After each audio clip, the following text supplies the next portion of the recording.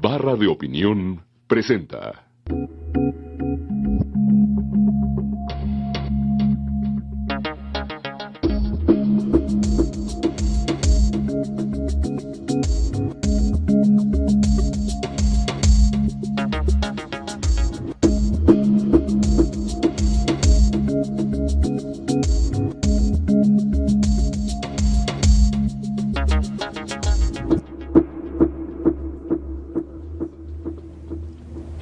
Muy buenas noches, bienvenidos a esta emisión de Entre Tres.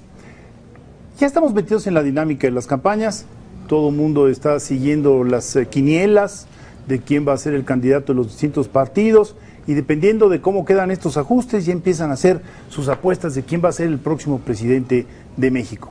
Sin embargo, la pregunta central es ¿y qué van a hacer con el país? Porque el país tiene serios problemas en seguridad, tiene problemas en su gobernabilidad, lo que ahora se ha dado en llamar la gobernanza, tiene problemas muy severos en su economía, que no crece lo que podría crecer, tiene problemas de injusticia, de disparidad en el ingreso, brutal, tiene problemas de infraestructura, es decir, podríamos hacer una larga lista de problemas.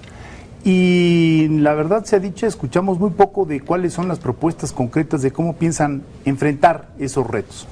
Sin embargo, ha habido una persona de los mexicanos que han levantado la mano y han dicho aspiro a ir a la presidencia de la República, a llegar a la presidencia de la República, que ha dicho, que ha preguntado, bueno, desde hace un año y medio, quizá en un artículo periodístico, ¿el poder para qué? ¿Para qué queremos el poder? Es un priista, Manlio Fabio Beltrones, quien ha estado con nosotros ya en otra ocasión, senador de la República, y que ahora está ya en esta recta final en el proceso de, diríamos, selección interna de su partido. Y es por eso en esta serie de programas que hemos tenido con los distintos mexicanos que están en esta tesitura, que está aquí el día de hoy, Manlio Fabio Beltrones, para platicar con nosotros. Manlio, muy buenas noches, bienvenido. Buenas noches, Federico, Jesús, Carlos. Gracias por la nueva oportunidad que me dan de estar aquí con ustedes. ¿Poder para qué? Pues para poder resolver en buena parte los problemas que hemos tenido por muchos años, sobre todo en estos 3 quinquenios finales, en los cuales no tenemos una clara idea de cómo enfrentar el tema de la falta de crecimiento económico, del empleo, de la pobreza, de la desigualdad, de la inseguridad, pues el poder para compartir en buena parte el propósito y el objetivo de resolver los problemas mediante políticas públicas inexistentes hasta hoy. ¿Pero cuáles? Porque obviamente todos estamos de acuerdo que hay que hacer más, pero ¿cuál sería el catálogo de reformas para promover un mayor crecimiento? ¿Cuáles serían las 3 medidas que si tú fueras presidente impulsarías en cuanto llegaras al poder? Yo he tratado de sintetizar, por cierto, en algunas publicaciones y en algún ejercicio último que he hecho en este libro de la vida y la política, los ejes que pudieran quizá ordenar ciertas ideas. Y creo yo que el nombre del juego hacia el futuro se llama certeza.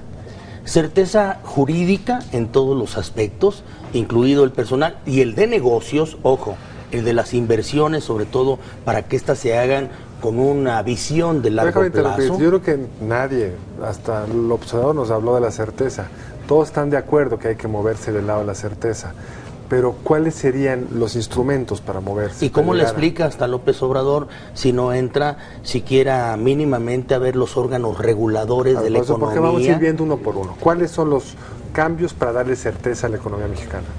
Bueno, esto yo ya lo voté incluso para que los órganos reguladores de la economía vayan y se conceptualicen incluso constitucionalmente para evitar que estos tengan una visión de corto plazo, sino que se constituyan como una ruta de largo aliento en competencia, ojo.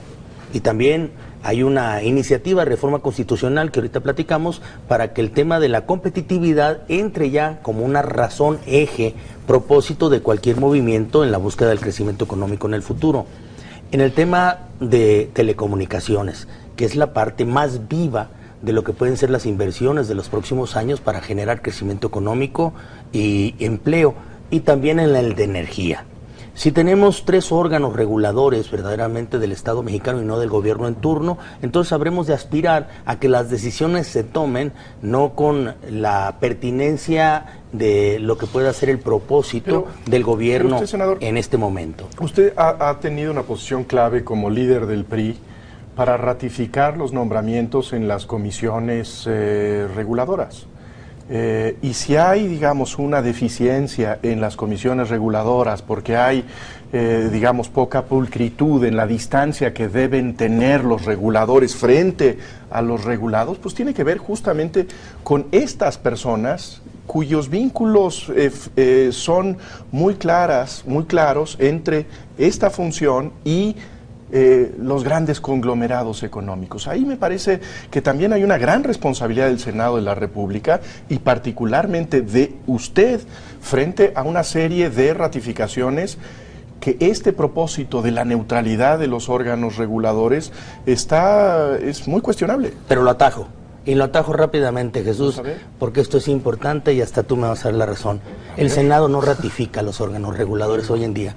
Esa fue una facultad que cuando fue a la Corte la llamada, bien o mal llamada ley Televisa, los resultados de la Corte fue que el Senado no tenía ni tan siquiera facultades para la no objeción, porque se trataba de órganos desconcentrados y no descentralizados. Y por eso hoy en día estamos ante una situación en la cual el presidente puede hacer nombramientos transeccionales sin tan siquiera la intervención de otro poder. Ahí es donde se encuentra toda la base de esta reforma constitucional que yo ya voté en el Senado y que se encuentra a disposición de la Cámara de Diputados. Hoy en día el Senado no ratifica y por eso es que los últimos nombramientos no cumplen con los requisitos legales. Incluso por no cumplir alguno de ellos lo tenemos denunciado ante la Procuraduría General de la República, porque el delito lo comete el funcionario que acepta esa función, no el que lo nombra,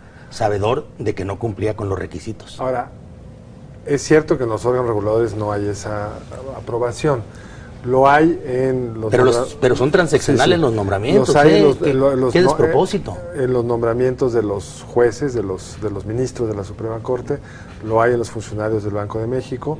Yo creo que ahí el Senado ha hecho razonablemente bien su trabajo. Pero hay un ejemplo que a mí me espeluzna, que es el del IFE, donde es, digamos, la mayor desconcentración posible en la medida en que el presidente ni siquiera propone, se ponen de acuerdo entre ellos. Y hemos visto 2 fenómenos. Uno, si alguna captura hay de parte de los reguladores por parte de los regulados, es en el IFE, con los que hoy están, que algunos están muy cercanos a los partidos, sobre todo al PRI y al Verde, y hemos visto el enorme problema para nombrar a los faltantes. Obviamente el espíritu fue distinto, Carlos. Por eso, pero los espíritus se corrompen. El espíritu del IFE es distinto al de los órganos reguladores.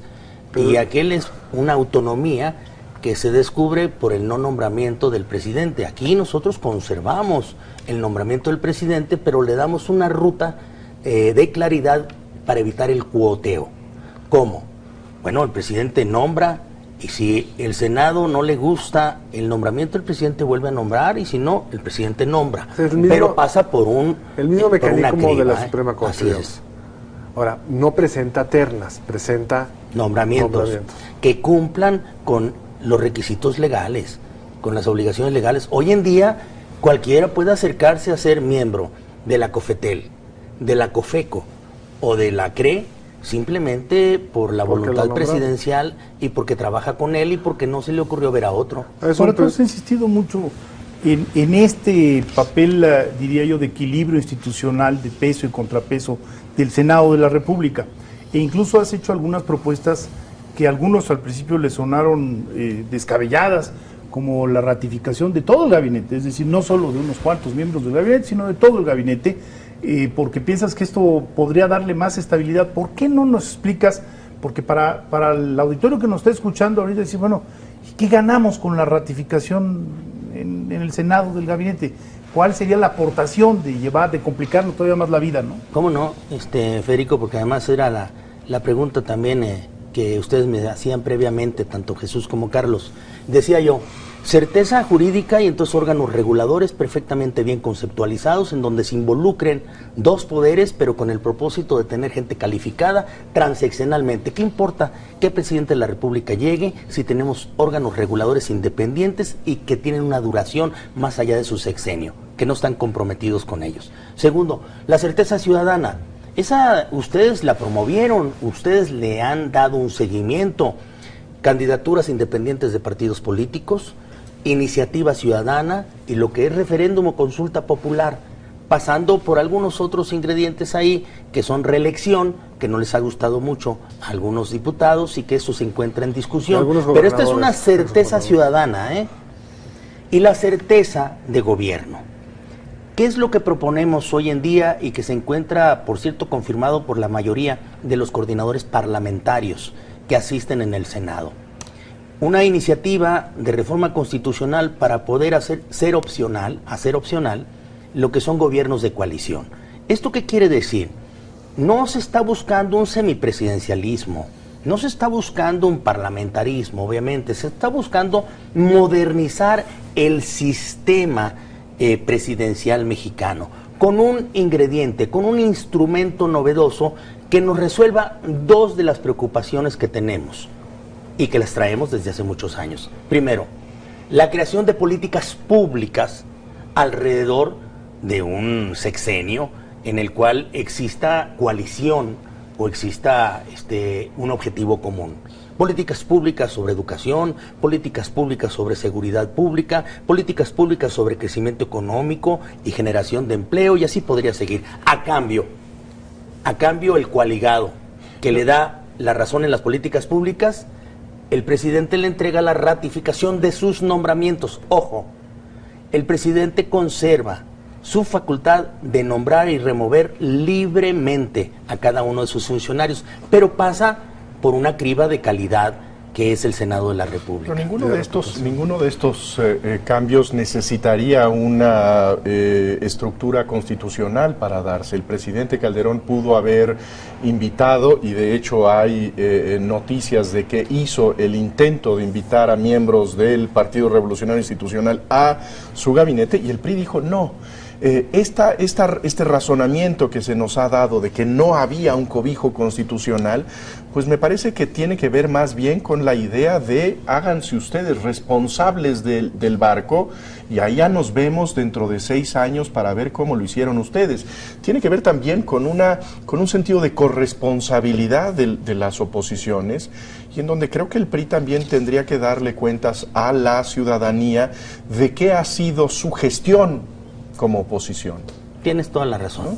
Y ahí para mí no habría más que aceptar tu reflexión. No obstante, yo quisiera también que ustedes consideraran que el sistema presidencial mexicano necesita también de estímulos para poder funcionar alrededor de los acuerdos que se deben de convenir entre quienes tenemos objetivos comunes. ¿Cómo no identificarnos entre partidos en la necesidad de tener una educación de calidad y sobre todo que esta educación se diferencie perfectamente bien entre lo que pueda ser la educación elemental y la educación profesional? ¿Cómo no coincidir en la necesidad de la competencia? Pero es que hay muchos objetivos. Nadie debate sobre los objetivos. Los objetivos es que seamos felices todos. Y también que crezcamos más. Y los objetivos hoy en día es revisar las encuestas para ver quién va a ganar, pero no cómo nos va a ir. Pero las diferencias empiezan cuando se empiezan a morder los intereses. Es cierto. Y el partido, y el PRI es una confederación de intereses en donde se puede hablar muy bonito de los grandes objetivos, pero en el momento en que se tocan estos intereses y estas alianzas electorales, ahí sí el asunto es que tomen la decisión los otros, que paguen los costos políticos los que están en los pinos. Pero por cuestión de incentivos también, tú lo acabas de reflexionar y bien, y creo que yo lo platiqué en esta mesa. Yo estuve en la oficina del presidente electo Felipe Calderón, cuando él nos hizo el ofrecimiento de hacer un gobierno de coalición y que escogiéramos qué disciplinas, qué secretarías podían ser las que más nos interesase para sacar adelante este país que necesitaba de todos. Y nosotros lo que le respondimos es: usted ganó con reglas distintas, presidente. usted tendrá que hacer un trabajo correcto y es su responsabilidad. En el caso de que usted quiera convocar a gobiernos de coalición y para poder incentivar la creación de los mismos, pongámoslo en la Constitución con responsabilidades y deberes de cada uno de nosotros y cumplamos con esa tarea.